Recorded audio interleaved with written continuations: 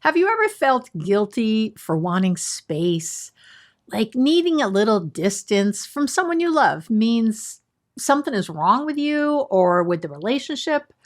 Or maybe you've watched someone you're dating and thought, why does their family seem to know everything about everything and have an opinion on all of it? What you might be looking at in both cases is enmeshment. Today, we're talking about what enmeshment actually is, how to recognize it in yourself and in the people around you, and why the line between being close and being enmeshed matters more than most people realize. Today, I'm going to give you the signs across romantic relationships, family dynamics, and friendships, including what to watch out for if you're dating someone from an enmeshed family. And of course, I'll give you tools to start untangling it without blowing up the relationships that matter to you. So stay tuned. Welcome back to the podcast, Enmeshment. This is a good one today. It comes up in so many ways, and I think it's one of those things that people don't talk about enough because, I don't know, we think we're judging people or something else. So, but it's not that. It's about having an accurate description of something so that we can make good choices, make healthy choices around it. So what is enmeshment? Enmeshment is what happens overall, when the boundaries between two people or between members of a family become so blurred that individuality starts to disappear. It's not the same as being close. It's not the same as loving someone deeply or wanting to spend a lot of time with them. I want to be really clear. Enmeshment is a specific pattern where one person's emotions, identity, and decisions become so fused with someone else's that it's hard to tell where one person ends and the other person begins. The term was first coined by my hero and mentor, family therapist Salvador Minuchin, and it was coined in the 1970s. And what a lot of people don't know, I studied at the Minuchin Institute in New York, and Salvador Minuchin is known as the father of family therapy. So I feel really, it's kind of like saying you studied under Freud. In my world, I definitely have a good pedigree this way. His son Dan Minuchin and I worked together many years ago at a place in New Hampshire. Sal Minuchin described.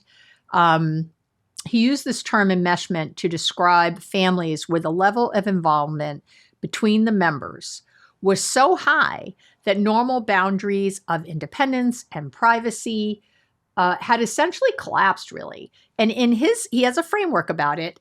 Enmeshment sat at one extreme of a continuum, and then the other end of the continuum was disengagement, right? And if you've read my relationships, my Boundaries Made Easy book, if you've seen me, and I'll include my little, I have a little graphic. I'll include that in the blog on the website about this. In the book, I talk about this with, and this is where I, initially heard these terms. I use it a little differently, but I talk about boundaries being on a continuum from thin to thick. And I'll talk about that more today. But, this is the first place I learned about that with the amazing Salvador Minuchin. And so there's like two ends of this continuum, and healthy relationships are somewhere in the middle, right? And they're not always in the exact middle, because sometimes our boundaries are a little thinner, right? Like with my partner, my boundaries are going to be a little thinner than with my kids. My kids aren't going to hear about what the mortgage is, or, you know what I mean? Like, or my sex life, or a lot of other things, right? Whereas my partner, those boundaries would be very thin around. There's things that, I wouldn't talk necessarily about the ins and outs of my drug addiction as a kid or as a teenager, things like that with my children, where obviously I would be sharing many more details with my partner. So, it's not that, and I feel very close to my children, but there's certain things where the boundaries are a little thicker than other things. And obviously at work, the boundaries would be different than with my mom or someone else, so boundaries are always shifting. I don't want you to think there's a perfect middle to boundaries, because there's not. Each situation is a little different when it comes to how much you share and how sort of close, or distant you might be, but either end of the spectrum is unhealthy. Again, I'll talk about that more in a minute. So, because I've really been teaching this version, this continuum, for years, decades now. So again, I want you to think about thin enmesh boundaries on one side, and then thick, emotionally distant boundaries on the other side, right? And the thing is that both extremes are fear-based and both are equally unhealthy. So if you called your dad sir, that's a pretty emotional, distant, thick boundary. And if you knew, how much the mortgage payment was at home when you were 5, and maybe you had responsibilities you shouldn't have had when you were 8, that kind of thing, then it's too thin or too thick, the boundaries. So understanding where you fall on that spectrum, to me, is the first step to changing it, to figuring out where you are, right? So let me talk more about that thin to thick boundary kind of continuum. So when boundaries are too thin, you're enmeshed, okay? When they're too thick, you get emotionally cut off. Again, neither extreme is healthy. And I think this is what surprises most people. This is two sides of the same coin. Same coin. So, did I say coin? Both are driven by fear. On the thin side, the enmeshed side, you're essentially saying, I am my relationship. I am whatever this relationship is. Your emotional well-being rises and falls entirely on what the other person is doing or feeling. On the thick side, you've gone so far in the other direction that really you've walled yourself off. You don't let anybody in. And interestingly, I see people swing from one extreme to the other all the time, especially in moments of disappointment, conflict, anger, whatever. Someone who's been enmeshed and compliant, I've seen them suddenly slam the door entirely when they feel like they've lost control, right? So they go from that's not a boundary, that's a wall, my people. The goal, again, is to live somewhere in the middle of that continuum where you can be genuinely close, genuinely vulnerable, and genuinely connected without losing yourself in the process, right? Boundaries from that center place, they come from love. They're about keeping people in, not keeping people out. Enmeshment, even when it looks like love, right, is fear-based. It's about managing anxiety.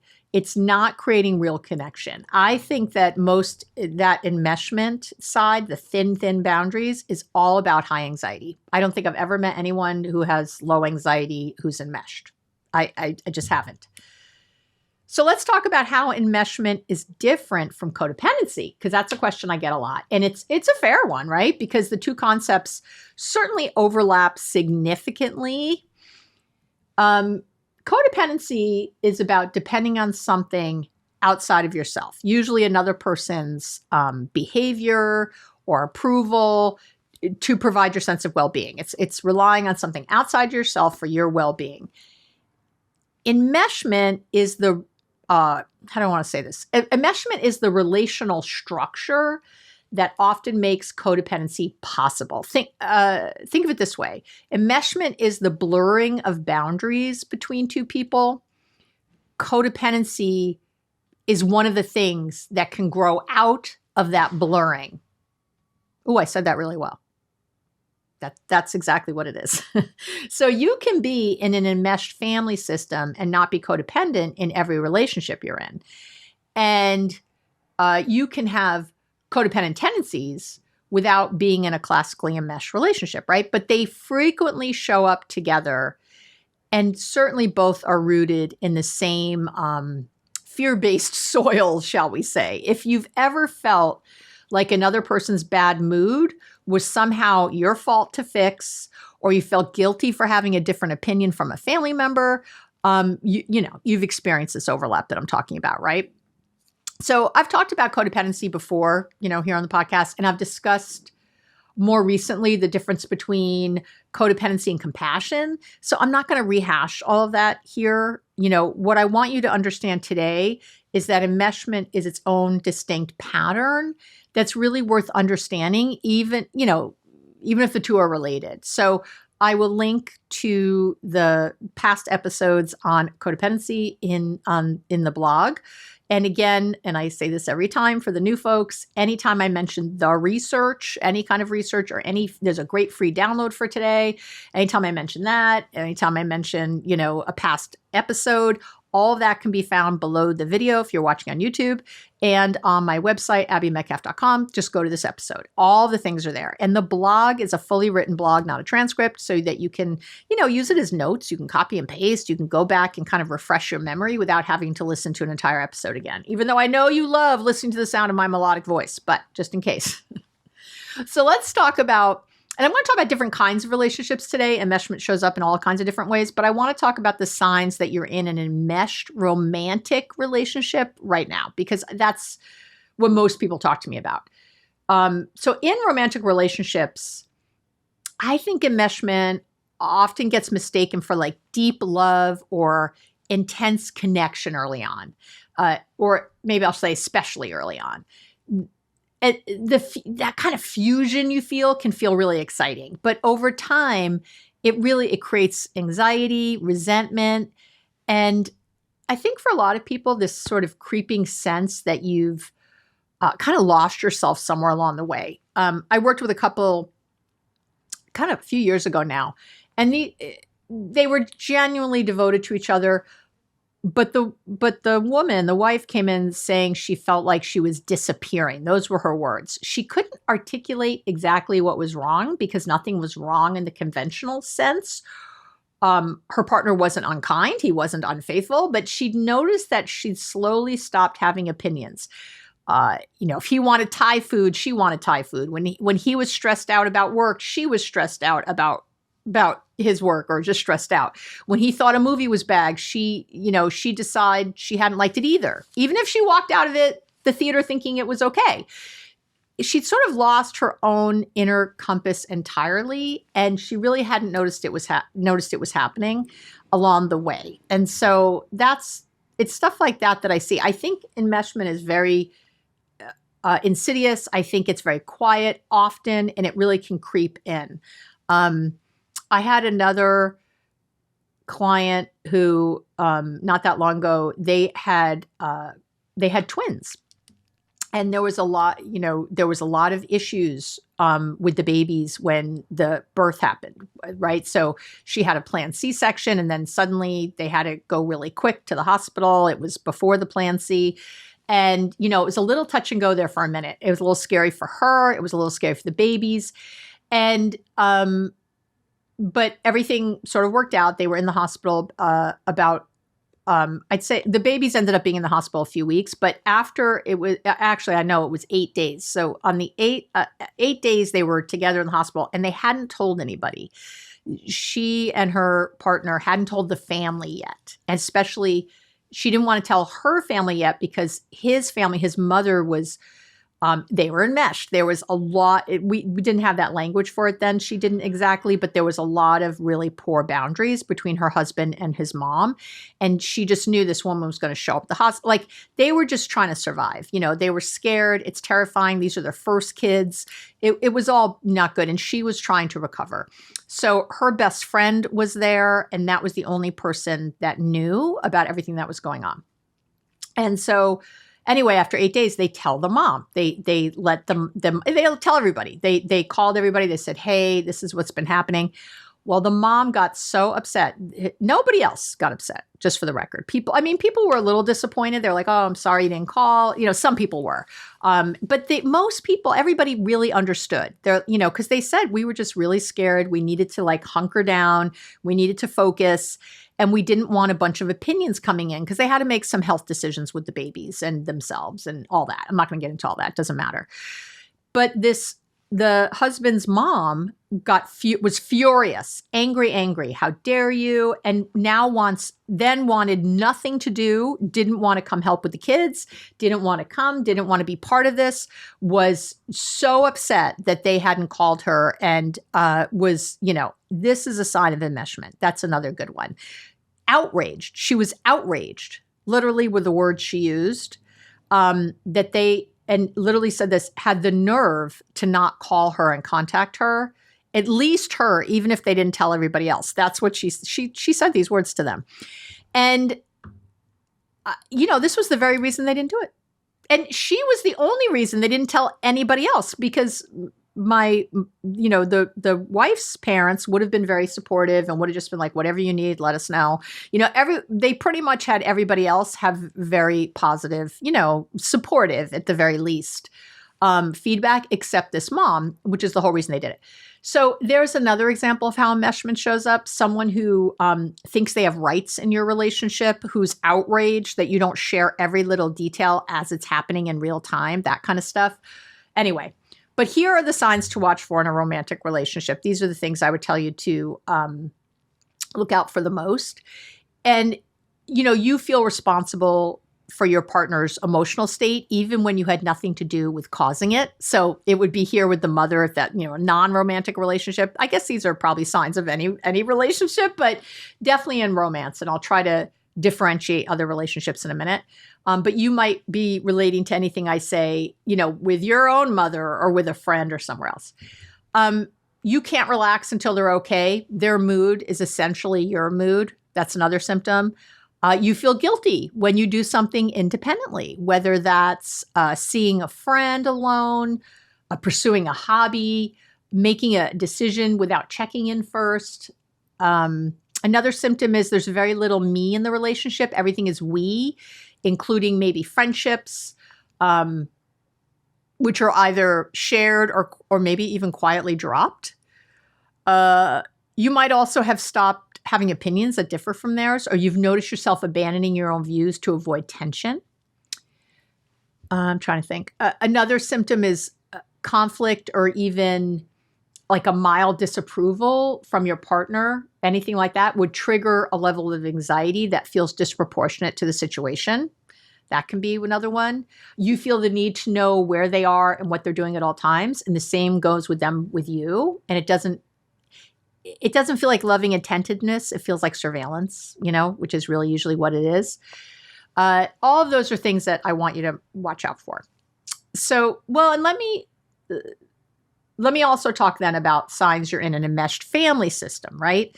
Because family enmeshment is where this pattern most often originates. If you grew up in an enmeshed family, it can be genuinely hard, obviously, to recognize, because it was your normal.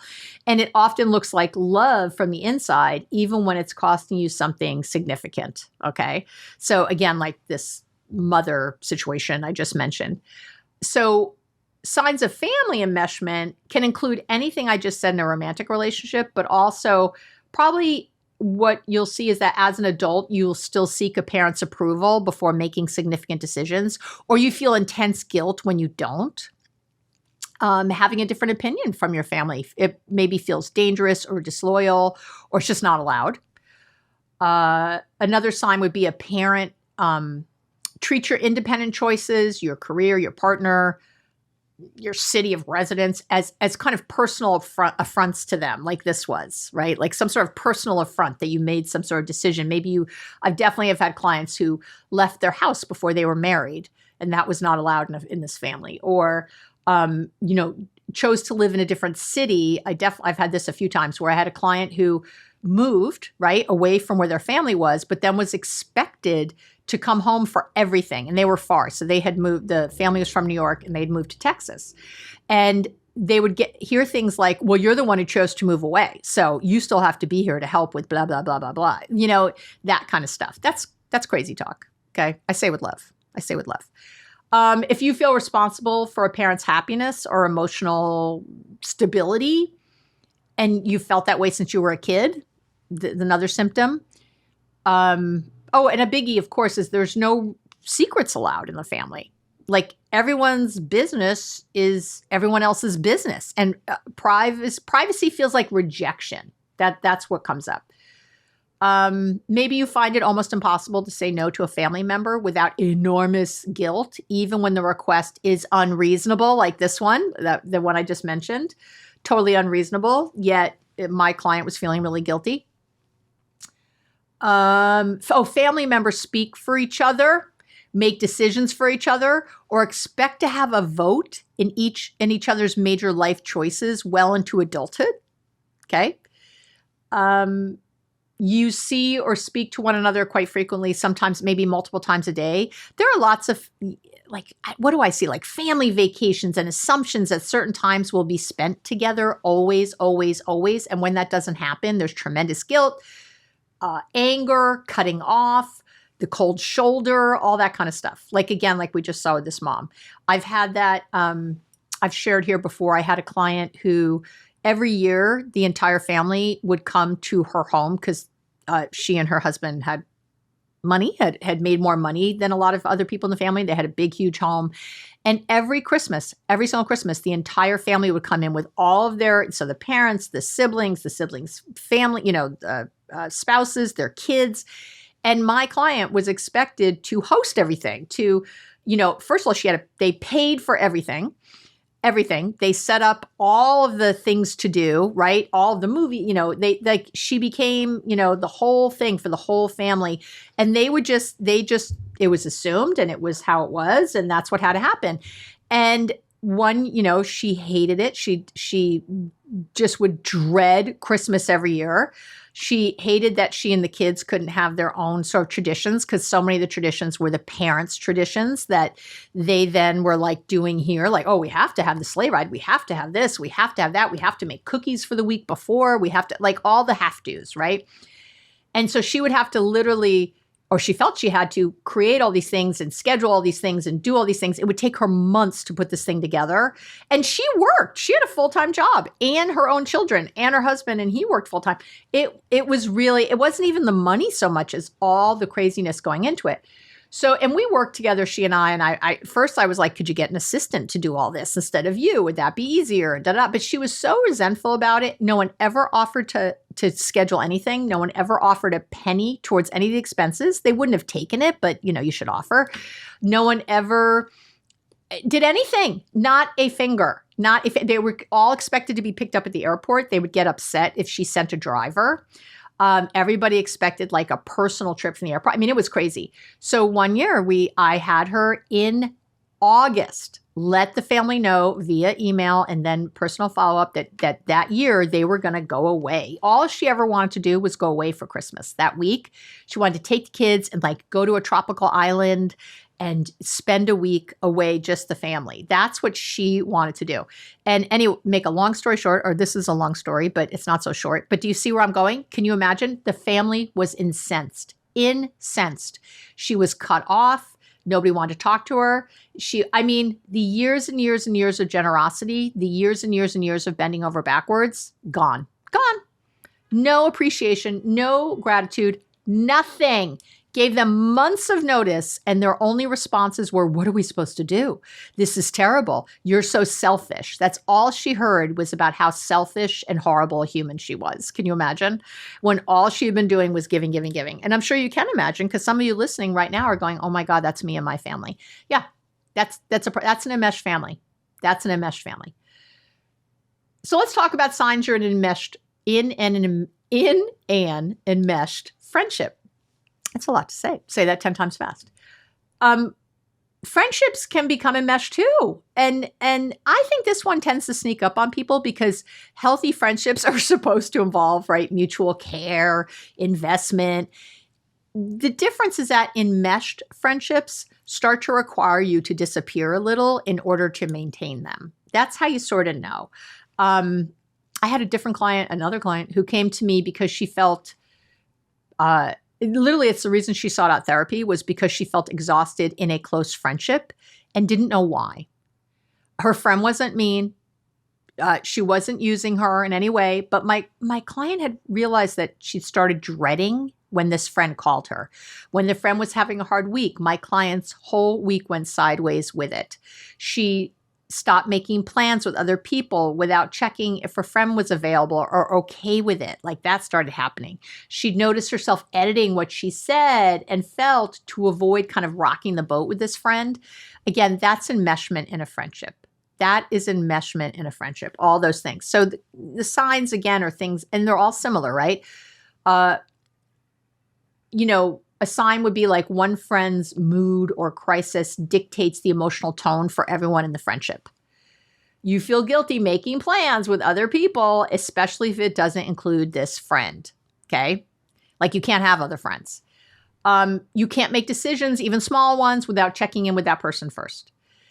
There's an unspoken rule that loyalty means total availability, and anytime and stepping back in any way feels like a betrayal. Okay. So, and I've seen this a lot. I've had people who, like this woman, was married with kids, and this friend who was draining her was single. She had a boyfriend, but she wasn't they weren't living together. She had a long-term boyfriend. They didn't live together. They had a long distance relationship. So, this friend was like, I said to her, she's treating you like a wife, not like a friend, and that's part of the problem. And not a good wife, like a slave kind of wife. You've lost other friendships or interests because this one relationship this one friendship is gradually taking up all the relational space, right? All of those things. Okay. And then, so all of these things, I'm saying all this so you can have some awareness that something you've had might be enmeshment. You didn't realize it. Now, there's some warning signs you're dating someone from an enmeshed family. And this one, I don't think gets talked about enough. And it matters enormously if you're in or considering a serious relationship. When your partner comes from an enmeshed family system, you're not just dating them.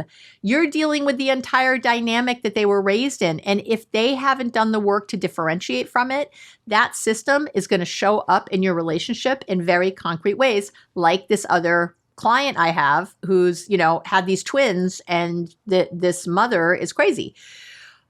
I've seen this derail, I can't tell you, countless relationships, not because anyone was a bad person, but because no one saw it coming or knew how to name it. Okay. So again, things to look for. Their family has strong, often maybe unspoken opinions about who they should be with. And those opinions carry real weight in their decision making, even as an adult. You'll see that. A parent who calls or texts constantly and your partner feels unable to create any limit around it without enormous guilt, or doesn't even see it as an issue. Important relationship decisions, where you'll live, whether or not to have children, major financial choices, all go through their family of origin before they're finalized with you. Big problem. You get the sense that any conflict between you and a family member will be resolved in the family member's favor because your partner doesn't have the tools to advocate for the relationship. That's the biggest red flag. Family members know details about your relationship that you consider private because your partner shares everything with them. Your partner becomes dysregulated, guilty, or visibly anxious around any family visit or calls, and that dysregulation spills into your dynamic. That's a problem. Another issue, like when you raise concerns about the family dynamic, your partner defends it fiercely or shuts it down entirely because the enmeshment is so normalized they can't see it, or at least see it yet. So they don't know how to even talk to you about it. And none of this means the relationship is doomed. I do want to say that. But it does mean that both of you need to be more clear-eyed about what's happening and whether your partner has the willingness to do the differentiation work that healthy partnership requires. That's really where things are at. So I'm actually going to give you some overall tips in a minute, but I want to give you 3 tips if you've already recognized this in this relationship, right? If you've already recognized in your relationship, in that list I just gave, and you're wondering what to actually do about it, I'm just going to give you 3 quick tips to start before I get into the big tips. Okay. So tip number 1 is to name what you're seeing before you try to change it. Before any conversation about the family dynamic, before that can go anywhere be useful, your partner needs to be able to see it. And that's a process, not a moment. So pointing it out directly and early, especially when they're feeling defensive, usually backfires and you end up looking like the problem. So instead, start by naming your own experience that's happening without framing it as an indictment of their family. That's what you have to do. I feel like we don't get to make decisions together before they're run by your mom, and that's hard for me. That lands very differently than your family is enmeshed. You're too close to your mom, and it's affecting us. See the difference? Yeah. So your goal in the early conversations, and again, remember it's plural, it's multiple conversations. The goal is to make it safe for them to look at what's happening, not to convince them of something they're not ready to see, but just to be open to looking. Tip number 2 is to decide what you can and can't tolerate and be honest about it. This is where a lot of people avoid doing the real work because it requires honesty that feels uncomfortable. You need to get clear on what's actually workable for you and what isn't. Is it workable that your partner talks to their parent daily as long as the content of your relationship stays private? Is it workable that holidays are a little complicated as long as major decisions between the two of you, belong to the two of you, right? Or is the level of enmeshment so pervasive that there's generally no room for your relationship to develop on its own identity? These aren't rhetorical questions. They're the questions you need to actually answer, because staying in the relationship without answering them is how you end up resentful 3 years from now without knowing quite why. So, this isn't about it's wrong what your partner is doing and it's right what you're doing. Like enmeshment's not wrong or right. It just is. I don't think it's very healthy, but it's not wrong or right. So when you can just say what your preference is, I'm telling you, it changes the game. My preference is that you don't share things with your family, that it stays between the two of us. If you have a best friend you want to talk to things about with, therapist, I'm okay with that. That's it. My preference is that you don't share what's going on between us with anybody. That if you have something to say to me, you say it to me and we work it out together, and or you get one therapist, one best friend, you can do it that way. So don't label, you're enmeshed, you talk to your mom too much, you talk to your dad too much. That's not where we're going here. It's not to anything. It just is. But you can say, I'm not comfortable with how often I'm not comfortable with the fact that we can't leave the house on Sundays until you talk to your mom in the morning for an hour, or something. Like you just need to, for now on, I'll not be planning things with you on Sunday. That's fine. You want to go talk to her. I'm going to go do X, Y, and Z. You need to decide. You're not a victim here in the relationship, but you have to have eyes wide open. Tip number 3 is to keep your own life intact. One of the most common things I see when someone is in a relationship with a person from an enmeshed family system is that that person, the outsider, I will call them, slowly starts shrinking too. They stop advocating for their own needs because, every attempt creates conflict, right? They start organizing their life around that family's calendar and that family's preferences, and they lose their own sense of what they want. So don't let that happen. Your differentiation, your ability to stay grounded in who you are and what you need is not a threat to the relationship. It's the healthiest thing you can bring to it, right? A partner who models what it looks like to be a full, boundaried, self-possessed person is sometimes, I think, dare I say, almost always, the most powerful catalyst for change in someone who was never given permission to be one. So this is the way to go. Okay. So why does enmeshment happen? That's, I'm sure, a natural question you're asking right now. Enmeshment almost always has its roots in anxiety and attachment, right? When caregivers are anxious, intrusive, or emotionally dependent on their children, those children learn that their job is to manage the emotional environment around them, not to develop their own. I know. It's like crazy, right? So over time, that child's sense of self becomes organized around the needs and moods of others rather than around their own internal experience. And you might really be relating to this right now in huge ways. And I have to blow my nose. I know, I'm blowing my nose right here. No, they're not going to edit it out. You can handle it. It's a second. Okay. So in attachment terms, enmeshment is very closely linked to anxious attachment, right? That the pattern that develops when a caregiver is inconsistent, sometimes warm and available, sometimes emotionally overwhelming or intrusive.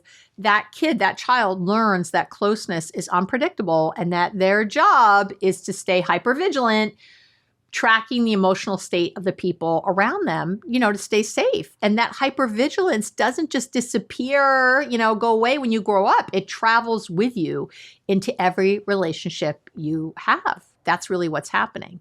And I think it's also worth understanding that enmeshment can gradually develop. Like in an adult relationship, it can develop gradually. It really can, even if neither person came from an enmeshed family. I've seen this. When one partner is highly anxious and the other is a natural caretaker, or when one person is going through maybe a prolonged difficult period and the other steps in to manage it, the boundary between them can really slowly erode. Nobody's intending it. Neither person intends it. It just happens, which is why recognizing it really matters. Okay. And I'm not going to get to the tips yet. I'm going to give it to you in a minute. Hold on. I also want to talk about what's the actual difference between closeness and enmeshment, because that's a question, obviously, I hear a lot. And it's the right one to ask. It's a good question. Closeness and enmeshment can look almost identical from the outside. They both have a deep investment in the other person. They both involve caring about what the other person feels, right? That's good. So what separates them? The difference is individuation. In a close relationship, both people retain a stable sense of who they are. You can disagree with someone you love without it threatening the relationship. You can spend time apart without anxiety. You can feel something different from what they're feeling without it creating a rupture. You have your own opinions, your own friendships, your own interests, and the relationship is enriched by the fact that you're two distinct people choosing to be together. If they're upset, you feel it. I'm not saying you don't feel it, but it doesn't ruin your day, okay? What I like to say is you care about how they're feeling, but you don't worry about how they're feeling. That's the difference. Now, in an enmeshed relationship, differentiation feels threatening. That individuation, differentiation, separating feels threatening. Having a different opinion feels like betrayal. Independence feels like abandonment. And the relationship's stability really depends on a kind of sameness that eventually costs both people something very real. Okay? So, a simple gut check to me is, in this relationship, do you feel free to be fully yourself, including the parts that are different from the other person, without guilt or fear or some kind of consequence happening? If yes, that's closeness. If no, then that's really worth examining. Okay? All right. So let's get to the tools. I know you're waiting for the tools. I just feel like there's a lot of questions I had to answer first. So, and I already gave you some, but I want to talk about now really the tools I want to give you these are 4 tools to start creating healthy separation. That's what this is. 4 tools to start creating healthy separation. And I do want to say this before I jump in. The goal of working on enmeshment isn't to create distance. That's not your goal. It's to create a relationship where both people can be fully present because they're not losing themselves in the process. Okay. So we're not looking for distance. That's different. We're looking for something else. Healthy separation creates more genuine intimacy, not less. That's from the research, my friends. Okay. So that's what we're looking for. All right. So tool number 1 is notice where you end and they begin. You got to start by developing the habit of asking, is this feeling mine or is it theirs? When your partner comes home stressed and you immediately feel stressed, I want you to pause, because that's not empathy. That's absorption. Empathy says, I can see your stress and I care about that, right? Absorption says, your stress is now my stress and I won't be okay until you're okay. We don't want that, right? That's not where we're going. There's research on differentiation, differentiation of self, I guess you'd say. Murray Bowen, one of our more famous fathers in the field, talked about this originally. There's a researcher, David, I never know how to say it. It's Schnarch. It's like I'm going to say it right. It's like Schnarch or something. Anyway, I've seen his research quite a bit. I've read it quite a bit. Sorry, David. I'll again link to it on the blog. But so Bowen's research, David's research later shows that the ability to stay in emotional contact with another person while remaining connected to your own internal experiences is one of the strongest predictors of relationship health. Yeah. It's a skill you can build. It's a skill like anything else. It's like listening is a skill. Confidence is a skill. It's a skill. You have to start small.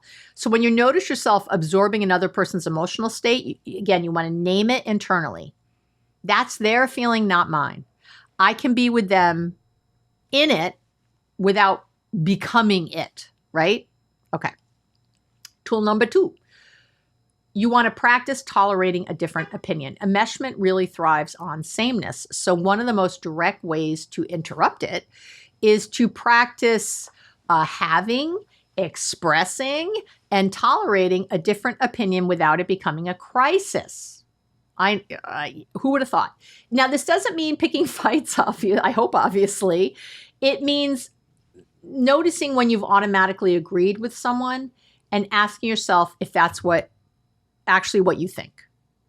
Okay. So, and you want to start with low stakes situations. You know, what do you actually think about the restaurant they suggested? I tell people to always start there. The movie they want to watch, right? The plan they propose for the weekend. Start low stakes. Really practice having your own view and sharing it calmly, right? The goal is to build the evidence that a different opinion doesn't destroy the relationship. It makes it more real. That's what it's doing. And if it is, quote unquote, destroying the relationship, that is a big, big, big red flag and something you really have to look at. Okay. Tool number 3 is to really start to build back your independent life, because enmeshment, it'll contract your whole world. It makes your world smaller. The antidote is to deliberately expand it again. And that means pursuing interests and friendships that are yours alone. Not as a way of pulling away from the relationship, not that, but as a way of showing up in it as a whole person. That's what you're trying to do. If you've lost friendships or hobbies or even just the habit of having your own thoughts, I want you to start reclaiming them. It doesn't have to be dramatic. You have to announce it on Facebook or anything. Just consistently. One afternoon a week that's yours. One friendship you tend without it needing to becoming a shared relationship. One interest you pursue because you love it, not because it fits the relationship. That's it. Just start small. And then tool number 4 is you're really going to have to learn to sit with their discomfort without fixing it. I'm going to say that again. You're learning to sit with their discomfort, which is probably your own at that point, without fixing it. And this one is hard because when you have these sort of enmeshed dynamics, the impulse to fix, to soothe, to rescue the other person when they're uncomfortable, oh my gosh, it's reflexive.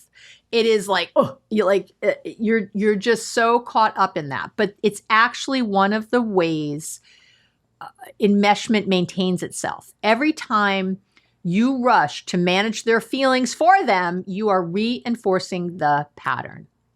So learning to stay present with someone who's upset without taking over, without suggestions or advice or fixing or absorbing their distress, it's one of the most loving things you will ever do in your life.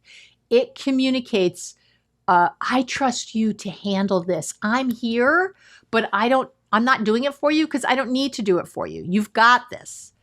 That's connection without enmeshment. That's it. And of course, you know what I'm going to say now. So to be able to do all of these wonderful things I just said, what are you going to have to have? What are you going to have? I say it every episode. Yeah, mindfulness. You're going to need to be mindful so you can notice when you're getting sucked into an unhealthy pattern or cycle. You have to be, and when I say so in the moment, to notice, ooh, I'm feeling this tension. Oh, wow, I'm really getting pulled in. The ability to notice what you're feeling, to catch that automatic impulse, to absorb it, to fix it, and to choose a different response. That's all a mindfulness skill. That's all what it is. And you know, I got the free mindfulness starter kit. I've got episodes on mindfulness. I'll link to all of that in the blog, but or below the video. But I'm telling you, mindfulness is the secret. Okay. So let's wrap it up. So enmeshment. Oh, and I have a great free download for today. And of course, a wonderful Therapy to Go bundle. So I'll talk about all that in a minute. Enmeshment isn't about not loving someone enough or too much. Okay. That's not it. It's about whether you can love them while still being yourself. That's really what it's about. The continuum from thin to thick boundaries that I said, it's not a judgment. It's a map. It's not a judgment. It's a map. When you can see where you are on that map, you can start moving towards something healthier. Not just for your relationship, but for your own sense of who you are in the world, right? Like, that's really what I want for you. Okay, so if this episode, if I was chatting today and you were really recognizing your own patterns, if you were nodding your head a lot or thinking, oh my gosh, that's me, I think you want to start with this free download I created, which it's a quick self-assessment. You know, with the free downloads that I create now for every episode, I'm always trying to think like, what's next for you? What would you need to do next to be healthier in this area? So I have a little assessment and I'm calling it like, am I enmeshed or just close? You know, and it's just going to walk you through the kind of key questions to help you figure out what's actually going on in your most important relationships. Okay, that's it. So it's free. It's below the video. It's on the blog page. And if you're realizing, like if you're sitting here the whole time and thinking, and you know that enmeshment is a real pattern in your life and you want, again, to do a little therapy around it, some concrete tools to start creating separation without guilt, I always have a Therapy to Go bundle with every episode. And this one is like how to create healthy separation without losing the relationship. And inside, again, I have worksheets and journaling prompts and practical exercises really to help you begin the work of differentiation in a way that feels grounded and manageable. And it's only $10. The free download is included, so you don't have to download anything twice if that's what you want, but it is my way. I know a lot of people can't access therapy, can't afford therapy, whatever, don't believe in therapy maybe, whatever, want to do it on their own or need to do it on their own. This is, you know, the bundle, $10. Like it's I think a pretty great investment. I keep the costs really low so that you can really do some real work and truly have the tools to shift and change this situation. Okay. So that's it for today. Thank you so much for spending your time with me. I know there's a lot of ways you have to spend time. As always, I am so appreciative of our relationship, you and I, you know, of the work we're doing. I feel like we're doing together, of you really being committed to your relationship with yourself and your own peace and happiness and sense of fulfillment in your life. And that's why I started this podcast 8 years ago now. We're ending this season soon, which are a year. So thank you for being here with me. Oh my gosh, I love you so much. I'm so grateful, appreciative, profoundly that we have this together. And I'd love to hear any suggestions you have for a future episode. You can comment below the video. You can send me an email at abby@abbymedcalf.com, or you can find the Let's Connect page on the website. Any of those places get to me. Obviously, don't write me a big, long letter, but if there's something, you know, just a topic, you have a couple sentences that you can say why you want this topic, I'd be really happy to hear about it. All right. Mwah. Have an amazing week, and I will talk to you real soon.